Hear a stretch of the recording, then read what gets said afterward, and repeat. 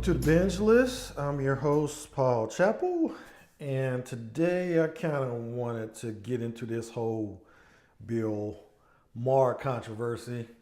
Now, maybe a month ago or 2 months ago, whenever Stan Lee died, Bill Maher came out and said some nasty things about Stan Lee, more so about comic book fans. And I kind of shrugged it off because, as I've said in the past, I don't like outrage culture.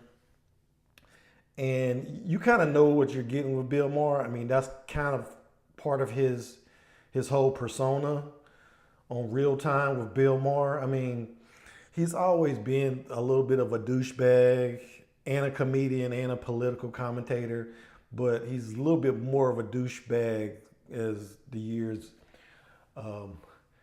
get on. I mean, he's in his 60s now, so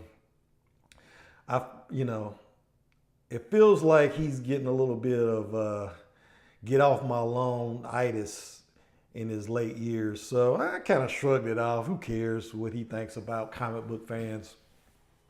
But then he kind of doubled down in his Twitter. It got some attention on comicbook.com, which is I read, pretty much every day. And I finally watched it to see what he had to say. And like I said, I'm not going to attack him because I'm outraged. I'm just kind of breaking down his argument because there's a lot of fallacies in his argument. And I'm just going to let it speak for itself. Let me go ahead and play it. And it's interesting. He has 11 million followers. That sounds like a lot. But I don't know because I'm not on Twitter. But let me go ahead and just play some of this. And let me backtrack a little bit. And finally, to every person on social media who's asked me since November, Bill, what do you have to say about Stan Lee? And every paparazzi outside a restaurant who's still shouting at me, Bill, what about the Stan Lee thing? Okay, your day has come. Tonight's editorial is about Stan Lee, who, if you missed it, died in November. And a few days later, I posted a blog that was in no way an attack on Mr. Lee, but took the occasion of his death to express my dismay at people who think comic books are literature and superhero movies are great cinema, and who in general are stuck in an everlasting childhood. Brad. Okay, let me just stop it right here and point out, like I said, he's in his 60s. So back when he was a kid, comic books looked like this. Okay? So, if you look at this comic book cover, it does look like it was written for kids, but, they've kind of evolved into this. Now, I have a dog here copy of The Dark Knight Returns right here. It's probably my most favorite graphic novel. Although I have to admit, I don't really read comic books. I stopped reading comic books when I was in high school. So he does have a point with that. I think you do need to grow as a person. I think when I got to high school, I was reading more John Grisham novels and stuff like that. Michael Crichton, which is weird because Michael Crichton actually has some themes in his novels that are very comic bookish. Everything about Jurassic Park is kind of comic bookish. So it's not a here nor there, but I just disagree that comic books can't be real literature. If you read that graphic novel, I mean, there's all kind of themes. I won't even go into it, but it's just, comic books deal with racism, they deal with sexism, they deal with rape and suicide and all sorts of adult themes. So that's the first fallacy in his argument. Let me continue. Thinking that you're all about the Marvel Universe is like boasting that your mother still pins your mittens to your sleeves. Let me just point out, one of the factors in determining whether your comedy is legitimate, is whether people laugh. But I don't feel like the people who laugh on his show are really amused. It feels like he's in a studio, one of those studio settings where the audience is required to laugh and they have like applause signs. Because just look at the faces of these guests. They just seem like they're not really laughing at his jokes. They seem more like they're just being polite because they're on his show.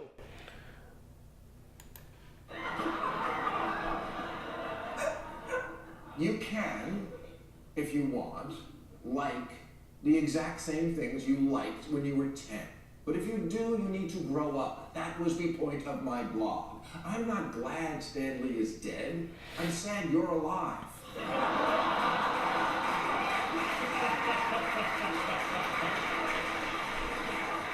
And by the way, if someone says you're being childish and you react by throwing a tantrum, you're not Iron Man.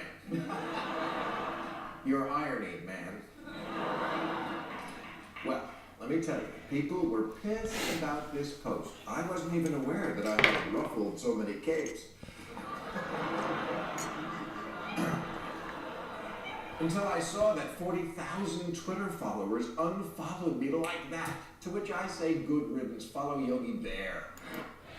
You can tell right here, he's pissed about those people dropping him. I mean, he is pissed, but whatever. He acts like he's not. Director Kevin Smith accused me of taking a shot when no shots are necessary. Except again, my shot wasn't at Stan Lee. It was at, grown men who still dress like kids. Okay, let me stop here again. This seems kind of bizarre because Kevin Smith is one of the most genuine people in Hollywood. In fact, him and Bill Maher share a lot of things. Their love for animals.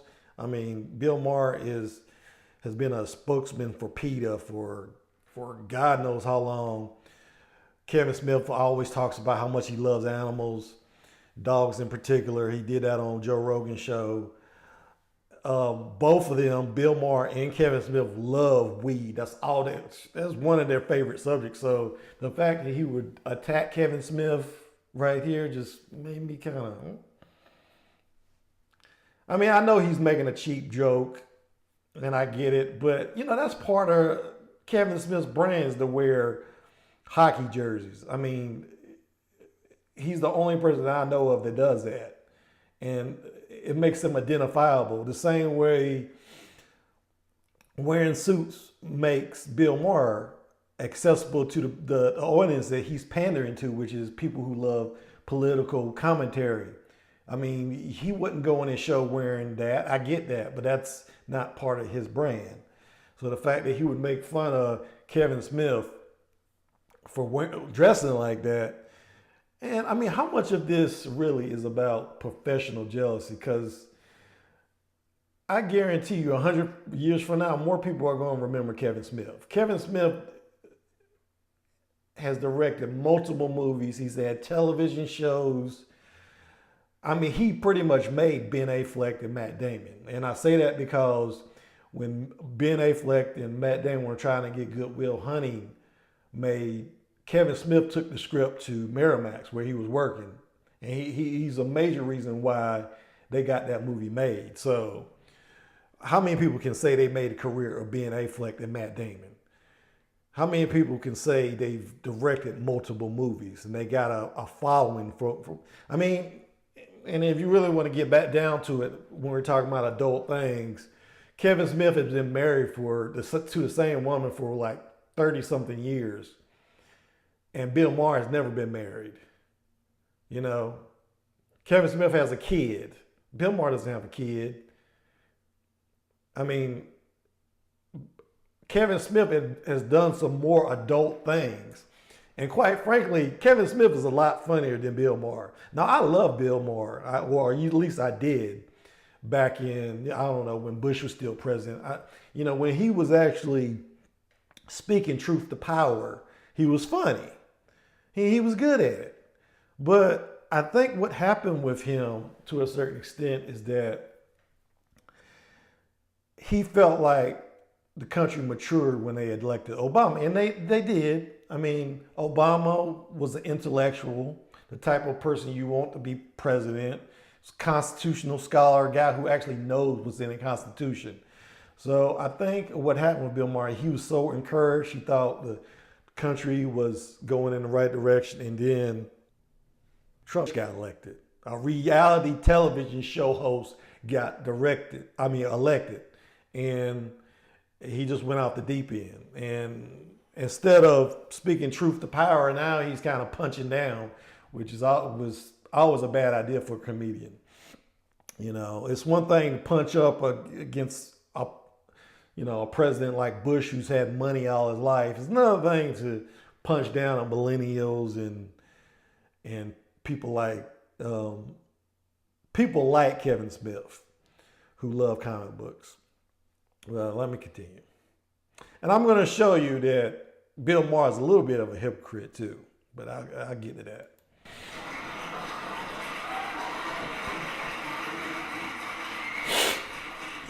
One comment said that Stan Lee has inspired children to believe in something bigger than them, and then added, "Congrats, you're on the same level that Ann Coulter is."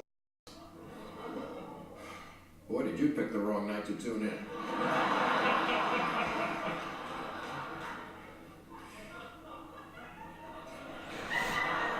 Other people tweeted things like, "I learned about social justice and racial tolerance by reading comic books." Okay, but now you have pubic hair. Read James Baldwin, read Toni Morrison, read Michael Eric Dyson. Even a book as dumb as the Bible gets this. When I was a child, I spoke as a child. I understood as a child. I thought as a child. But when I became a man, I put away childish things, including my X-Men bedsheets. Okay, well, that's all I'm going to show. I mean, there's not much point in showing much more. I mean, the fact that a non-religious guy like Bill Maher is quoting the Bible is just kind of disconcerting. You're like, well, what's happening here? He just quoted the Bible, and he made a movie called Religion. I forget the name, but he made a movie mocking religion. So the fact that he would quote the Bible. Part of my problem with his argument is the fact that he assumes, you have to assume for his argument to make sense, that men put away childish things when they get older, and that's just not true. I mean, any guy who played with Matchbox cars when they were young and got a muscle car or a Ferrari or Porsche or anything like that when they got older, they didn't give up childish things. They just graduated to adult toys is all they pretty much did. And I'd really be interested in see what Bill Maher has in his garage. If he has anything, I think I've actually heard him say he drives a Porsche. Now, anybody who drives a Porsche, a 2-seat car, is playing with a toy. I mean, let's get right down to it. There's no other reason to own a Porsche than that it is fun to drive. So this whole notion that people stop playing when they get older is just nonsense. And how many people smarter than Bill Maher grew up reading comic books and probably still read comic books? How many NASA scientists were inspired by comic books or Star Wars or any other thing he probably finds childish? I mean, how many? It's got to be thousands upon thousands. How many tech people grew up reading comic books and still probably read comic books? Who probably goes to every, opening of a comic book film or Star Wars film? Now, I get what he's saying. I get that he thinks liking comic books is anti-intellectual, and he's all about being this big intellectual. But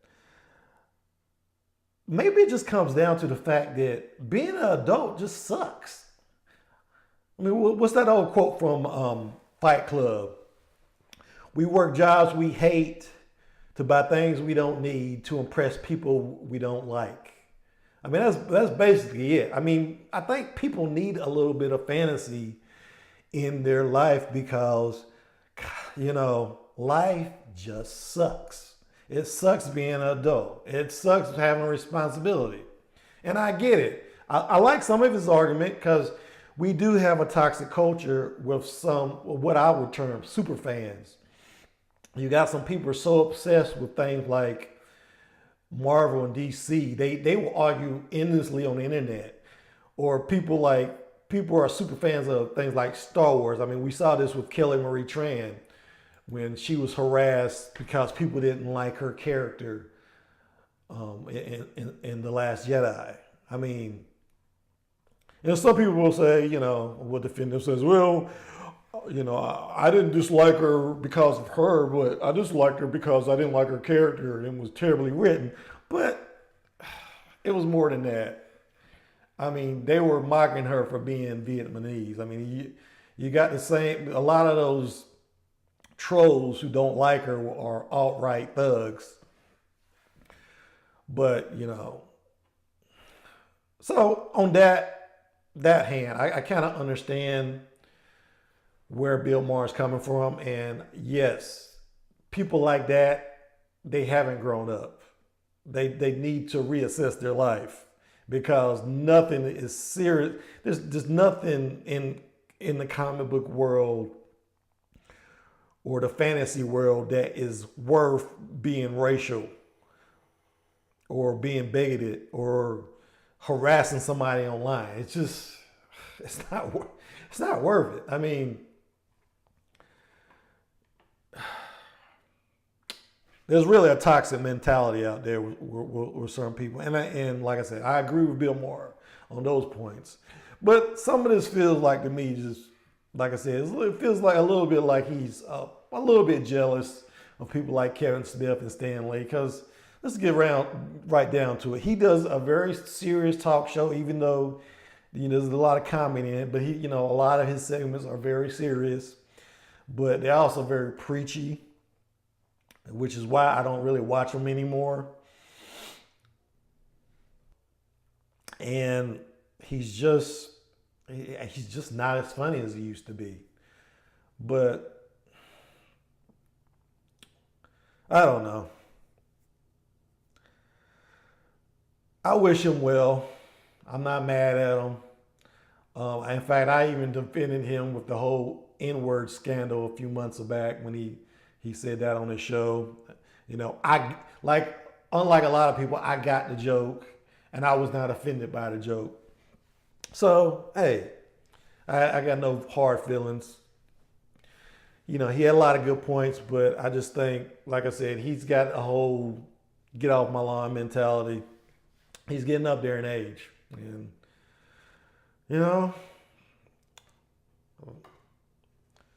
I wish him well. But I will say he's a little bit of a hypocrite, and I'm going to end this by showing you a clip. Now, this is a guy who has said that comic books are a waste of time, comic book movies are stupid, and yet he filmed a scene for Iron Man 3. Now, you probably didn't see it because it was deleted, and maybe that's a little bit why he is angry. Maybe he got pissed off because they deleted his scene, but he was in Iron Man 3. And I'm going to show you this clip to prove it. The real news has to stop being so frightening that I can't make a living off it without sounding like a ghoul. That's the president's job. And once again, America seems to have created a terrorist monster, and once again, it came back and bit us in the ass. And how is President Ellis responding? By taking the guy they call War Machine and giving him a paint job. Because if there's one thing that scares violent international terrorists, it's a rebrand. Just in case we didn't get the point, they changed his name to Iron Patriot. I guess Captain America was already taken. So, Bill, you shot a scene from Iron Man. You do it just for the paycheck? I mean, how much of this is just part of his act? I don't know. That's it. That's all I got. His argument is a little bit silly, considering the fact that he tried so hard to be an Iron Man 3 and it didn't work out. But maybe that's a little bit why he's kind of pissed at Marvel. Because did he mention DC? I don't think he mentioned DC when in that little diatribe. He specifically mentioned about being a Marvel fan. And yet here he is in the clip shilling for Marvel. That's all I got for today. I want to thank my new subscribers. Give me a like if you like this video and subscribe if you haven't subscribed already. And I will see you when I see you. Thanks for watching.